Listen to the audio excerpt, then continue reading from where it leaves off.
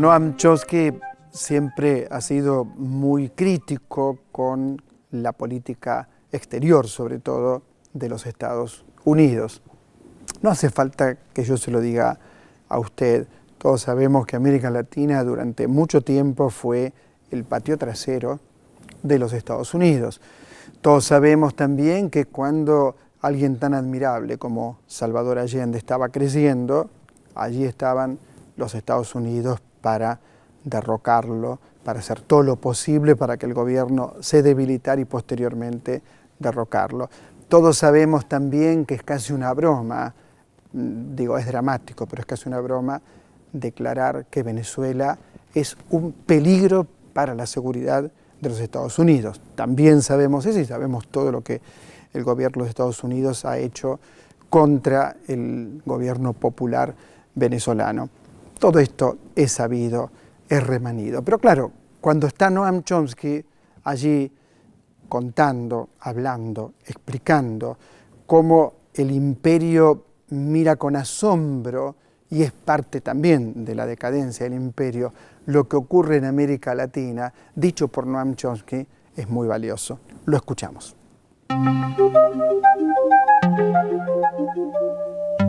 Por primera vez en 500 años, América Latina ha dado pasos significativos hacia la liberación del dominio imperial. Esto incluye pasos hacia la integración significativa y hacia el enfrentamiento con problemas internos extremadamente graves que habían impedido el crecimiento saludable de lo que debería ser una de las regiones más dinámicas y prósperas del mundo. América Latina ha estado a la vanguardia en luchar contra el ataque neoliberal. Esto lo demuestran nuevos movimientos que surgen también en Europa del Sur, Syriza en Grecia, que ha sido brutalizada por las políticas de troika salvaje, y Podemos en España, donde la población también sufrió muchísimo por las políticas de rescate y austeridad bancaria. Ahora, el sistema capitalista estatal global está en uno de sus periodos de crisis peores. Los resultados, como siempre, dependerán de cómo el público responda. No quiero concluir sin al menos mencionar el hecho de que la crisis es mucho peor que lo que yo he descrito. Todos, con los que tenemos los ojos abiertos, comprendemos que la especie humana está como al borde del precipicio, peligrosamente cerca del suicidio virtual. Hay dos sombras oscuras que se ciernen sobre todo lo que nosotros discutimos: la guerra nuclear y la catástrofe ambiental. Los riesgos de la catástrofe ambiental y nuclear son tan extremos que nunca serán aceptados por ningún decisor en su sano juicio, en el gobierno o en el sector privado. Están siendo aceptados por líderes que están en su sano juicio, pero que están atrapados por una lógica institucional que es profundamente patológica y que debe ser curada rápidamente si el experimento humano ha de seguir adelante. Bien, y algunos de los emprendimientos periodísticos más importantes del mundo en nuestra lengua los llevó adelante Ignacio Ramonet. Ignacio Ramonet habla también, y hemos hablado varias veces con Ignacio, y viene de hacer 3 programas en la televisión pública. Hemos hablado mucho del papel de los medios en las transformaciones. Y esto es un tema, porque mientras no haya una ley de medios que funcione de la manera más amplia, abierta, mientras no haya una ley de medios que le dé voces a todos, como propone la ley de medios, que en ese sentido la Argentina es líder, como propone nuestra ley de medios, decía, estamos en problemas, porque no podríamos hablar de una democracia de la palabra y necesitamos una democracia de la palabra. Veamos qué dice Ignacio Ramonet.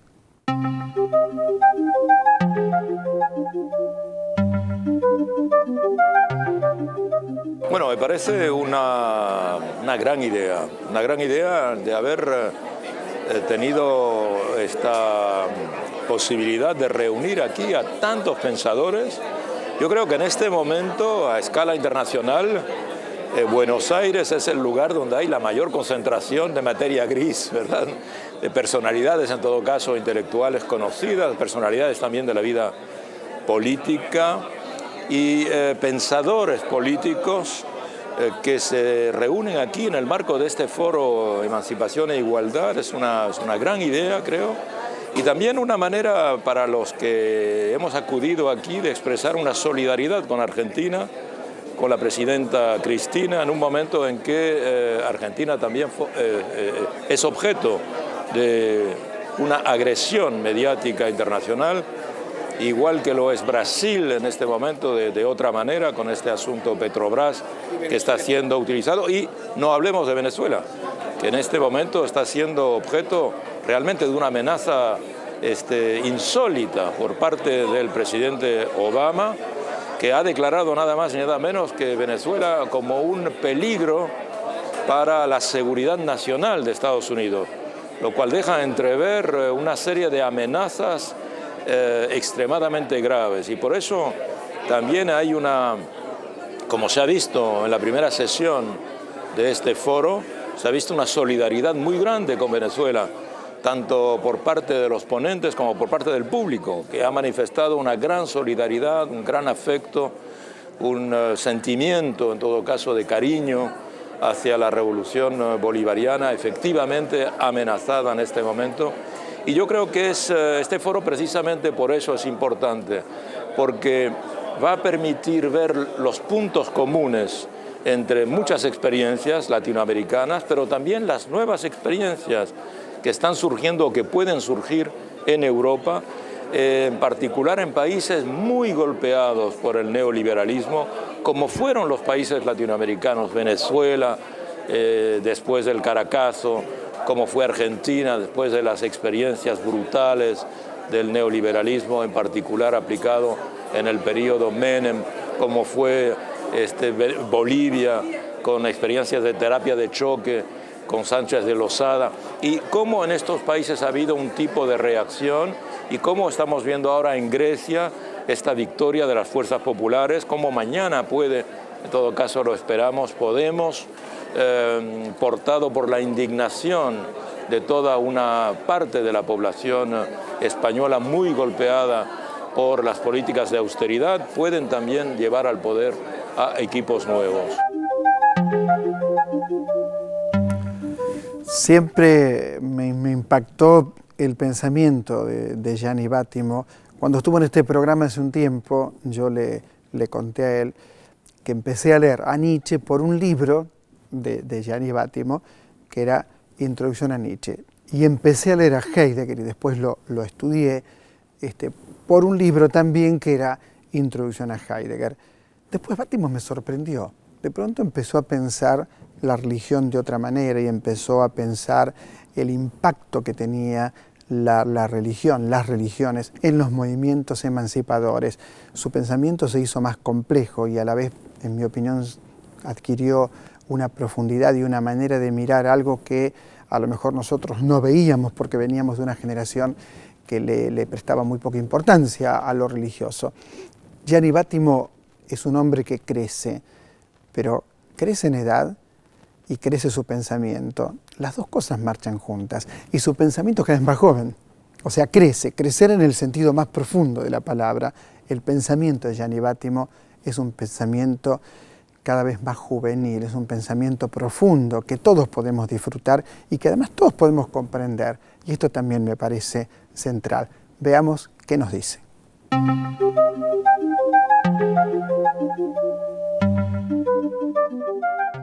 Gianni, estas dos palabras, ¿qué le sugieren?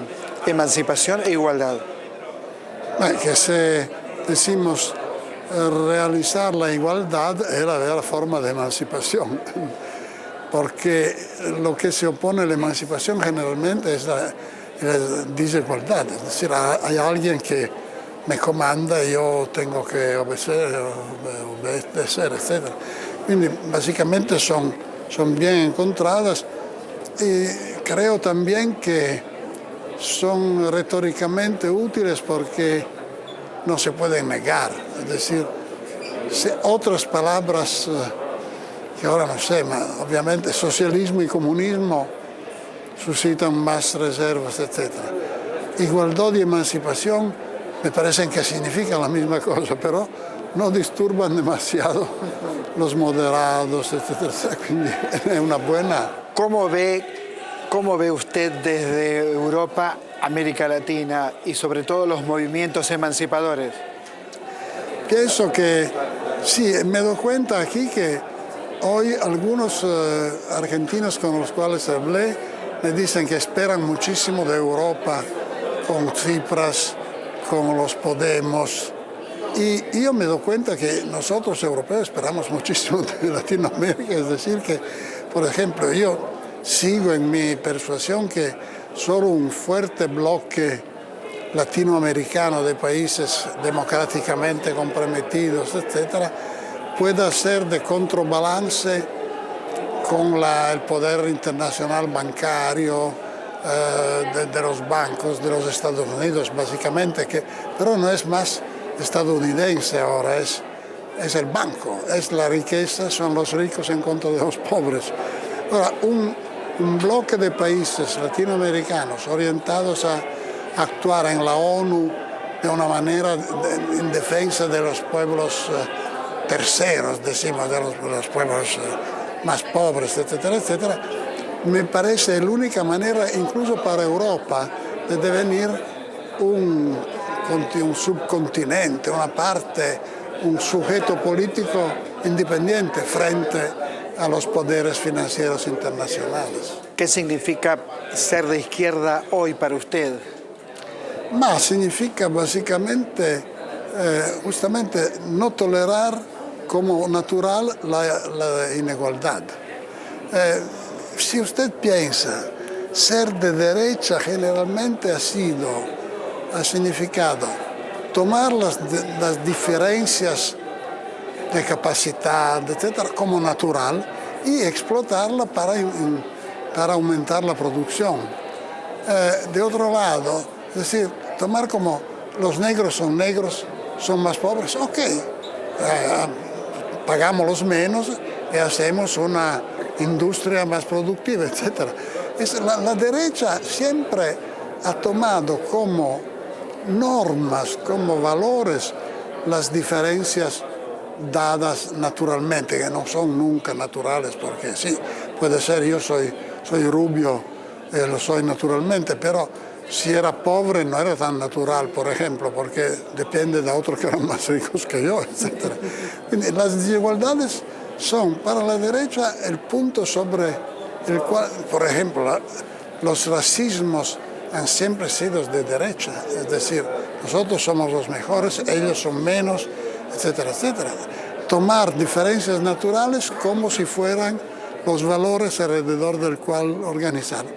La izquierda es lo contrario, es decir, que quiere establecer por lo menos sportivamente, de una manera deportiva, una igualdad de partenza, de bases, después uno que se haga valer, no creo, nadie habla de la igualdad a la izquierda como un nivelamiento total, solo que es un problema de tener a disposición capacidades y posibilidades iguales a los otros. Entrañable, Gianni Vattimo. Con Jorge Alemán compartimos muchas cosas. El gusto por la buena comida, hemos comido muchas veces juntos. Tenemos un grupo en el que está Jorge Alemán. Ese grupo nació en las sobremesas de la Feria del Libro de Frankfurt hace varios años.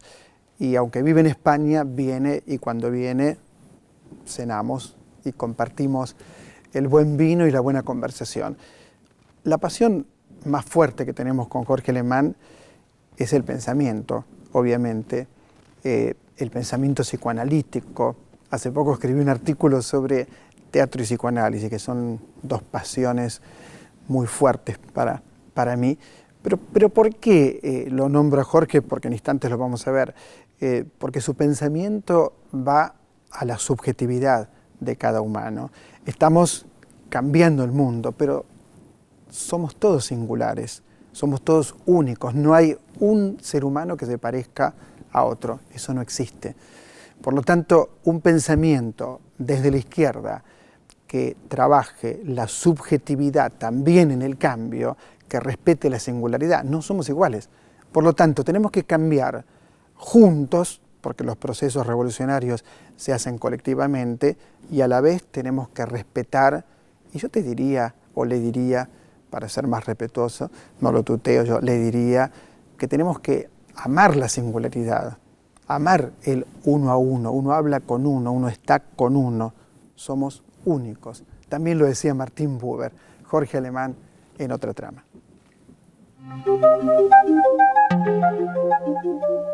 ¿Qué significa la palabra emancipación?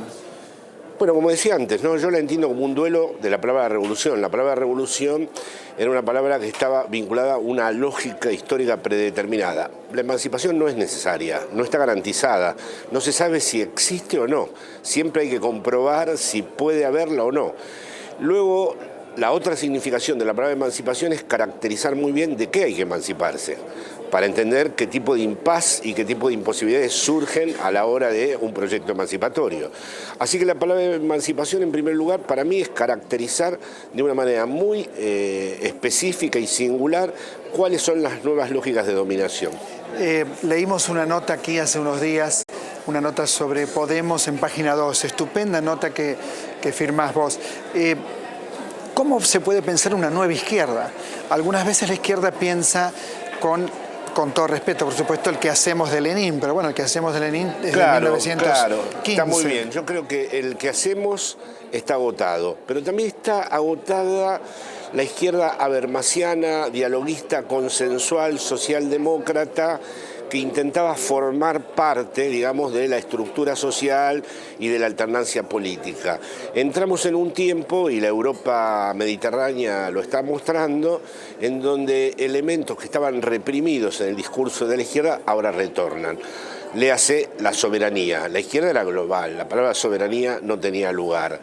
El problema de lo popular, la cuestión gramsciana, es decir, ¿por qué vuelve Gramsci? Porque Gramsci jamás había desatendido el problema de la superestructura, el problema de lo popular, el problema de los bloques culturales, la cultura en cuestión como un elemento que tiene su propia autonomía, la política como un elemento que no está solo determinado por lo económico, sino que tiene su autonomía. Y de últimas aprovecho para decir que tenemos el orgullo de que esta vez un pensador argentino, Ernesto Laclau, ha sido determinante tanto en el proceso griego como en la emergencia de Podemos en España, ¿no? Cuando escribías sobre Podemos en España había en la nota una enorme esperanza sobre las transformaciones sociales que operan en este momento en España. Sí, porque el populismo, lo que se denomina populismo, estaba absolutamente apropiado por la ultraderecha. Que lo desprecia. Exacto. No, pero que sin embargo también lo emplea en su retórica, porque si uno escucha a Marine Le Pen, ella recurre al pueblo, a la soberanía, con finalidades muy oscuras. Así que haya surgido por primera vez una fuerza de izquierda, aunque ellos tratan de separarse del concepto de la izquierda clásica, que a la vez se mire en Latinoamérica, que a la vez entienda que el problema ya no son las leyes clásicas del marxismo, sino que se intente aventurar en el terreno postmarxista para reinventar la izquierda, ¿no? Bueno, todo eso lo veo, por lo menos, como diría Gramsci, optimismo de la voluntad, pesimismo de la razón, ¿no? Es difícil en minutos responder a esta pregunta, para vos que sos un intelectual. Izquierda lacaniana. ¿Qué es la izquierda lacaniana? La izquierda lacaniana quiere decir que un proceso colectivo no puede transformarse puramente en psicología de las masas, es decir, en un fenómeno nada más que de captación, espejismos imaginarios, identificaciones al líder, borramiento de los discursos. La izquierda lacaniana es el intento de mantener en el proceso colectivo lo singular.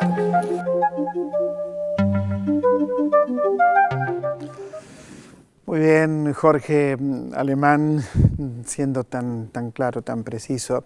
Y nos vamos a Constanza Moreira, no me quería confundir el apellido, Moreira, Constanza Moreira, que participó del foro y lo hizo con unos bríos, francamente fue emocionante escucharla, flamante senadora del Frente Amplio, porque fíjese esto, estos gobiernos tan cuestionados por ciertos medios de comunicación no pierden elecciones, es decir, tienen una base popular que los acompaña, salvo Bachelet, que hubo un periodo donde le tocó gobernar un gobierno neoliberal y volvió al poder. Ninguno de estos gobiernos ha perdido ni una sola elección.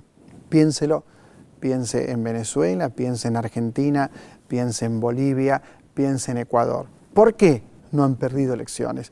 Porque tiene una base popular muy fuerte, una base popular que está harta de las palabras vacías de gran parte de la clase política. Por eso no han perdido elecciones. Veamos qué nos dice la amiga del Uruguay. Pensaba cuando te escuché en el Teatro Cervantes en la situación de América Latina y de Uruguay en particular. La situación de Uruguay y Argentina parece muy buena en este momento. La situación de algunos países de América Latina, como Venezuela, por ejemplo, o lo que ocurrió en Paraguay con Lugo, me parece a mí, pero la entrevistada sos vos, claro está, que muestran el avance del neoliberalismo o bien la reacción que tienen frente a gobiernos populares. ¿Cómo lo ves? Bueno, el foro se llamó también como hacer una especie de cruzada contra la restauración neoliberal. Pensemos que cuando los gobiernos de izquierda salen, pensemos lo que pasó en Chile, ¿no? Cuando salió Michel y entró Piñera, bueno, ahí viene otra vez el avance de que eso que le llamamos el conjunto de ideas del neoliberalismo, que es la privatización de los activos públicos, ¿no? Es vender todo, las joyas de la corona. La apertura comercial que genera la instalación de las multinacionales en nuestros territorios con la depredación de los recursos naturales, que es la gran riqueza de América Latina, llámese vacas, soja o petróleo. Entonces, la apertura comercial también tiene este efecto, o llámese la desregulación y la pérdida de rol del Estado en la economía.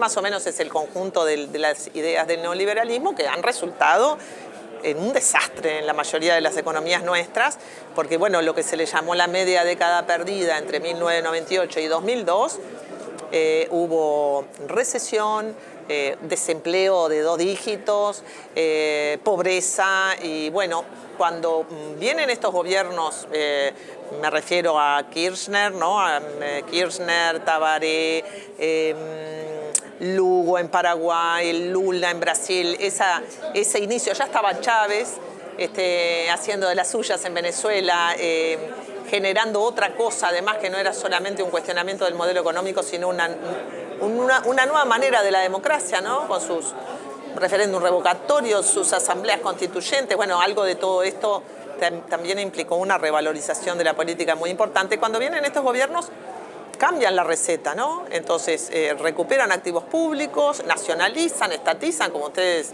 con Aerolíneas Argentinas, nosotros hicimos la reforma del agua para estatizar el agua, recuperan soberanía, desarrollan una cantidad de instrumentos para fortalecer la unidad latinoamericana, para defendernos mejor en el mundo, como la UNASUR, la CELAC, etc. Y al mismo tiempo estos liderazgos son liderazgos bien distintos, ¿no? Evo Morales es el primer presidente indígena de Bolivia, en el país más indígena de toda América Latina. Lula es un obrero. Dilma, Cristina, Michelle son mujeres que son siempre subalternas en la política. Entonces, toda esta periferia de la política de repente entra en el seno de la escena política, entra con fuerza, y América Latina hoy es un ejemplo para el mundo, es un ejemplo de democracia, es un ejemplo de blindaje ante la crisis mundial, pero no a todos los países les va bien. Tenemos problemas en Venezuela, la muerte de Chávez es una cosa muy importante que afectó el proceso, un presidente en su juventud, ¿no? En la plenitud de su vida.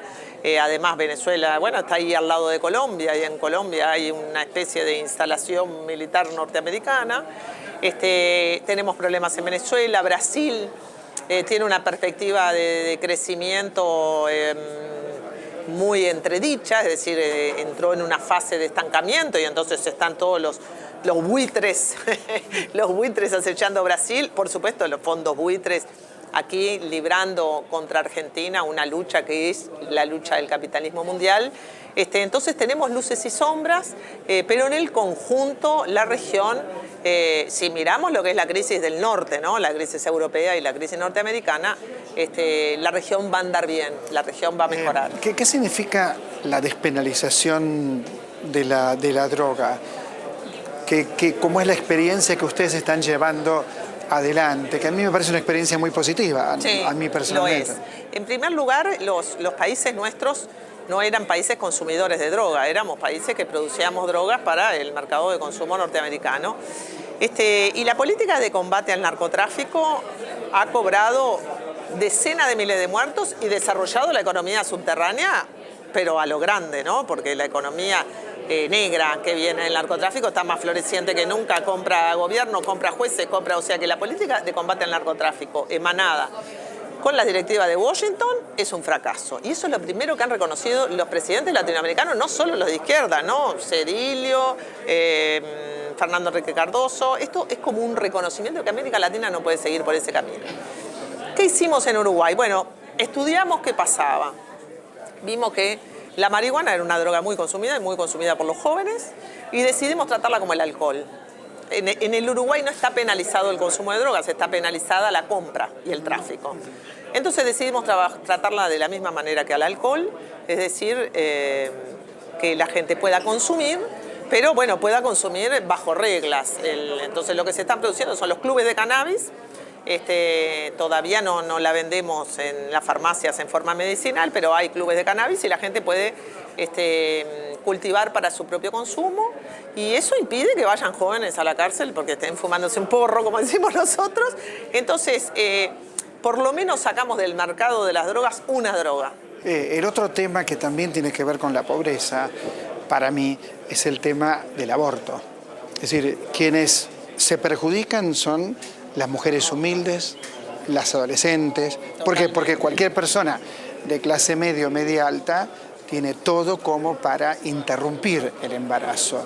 ¿Qué pensás? Bueno, yo en particular además luché durante años y ahora tenemos una ley de interrupción voluntaria del embarazo, pero demoramos 20 años para sacarla.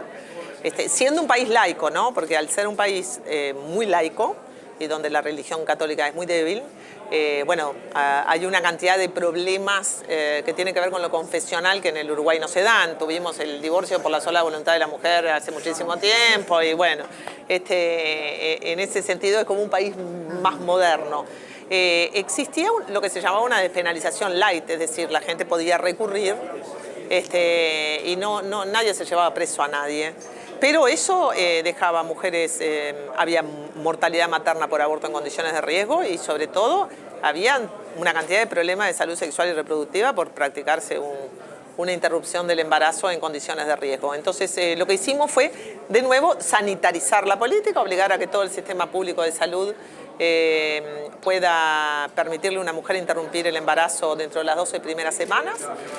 Todavía la política no llegó hasta el último rincón del país, es decir, no todas las mujeres uruguayas saben que tienen ese derecho, eso es lo que más cuesta, y en las localidades más pequeñas, además, evitar que las mujeres se vean sometidas al escarnio o a la denuncia, porque uno va a un médico en una localidad rural pequeña y enfrentamos grandes problemas con los objetores de conciencia. Hubo una cantidad de médicos que hicieron objeción de conciencia y se niegan a ejercer este acto médico. Pero bueno, el resultado ha sido fantástico, así que espero que Argentina transite por lo mismo, porque la decisión de llevar adelante un embarazo es una decisión de la mujer, la puede tomar con su compañero, pero es una decisión de la mujer. Y yo siempre digo, obligar a una mujer que no quiere un embarazo a terminarlo es de una violencia incalificable. Pero muchas gracias. Es un placer. Bueno, muchas gracias. Muy gracias a ti.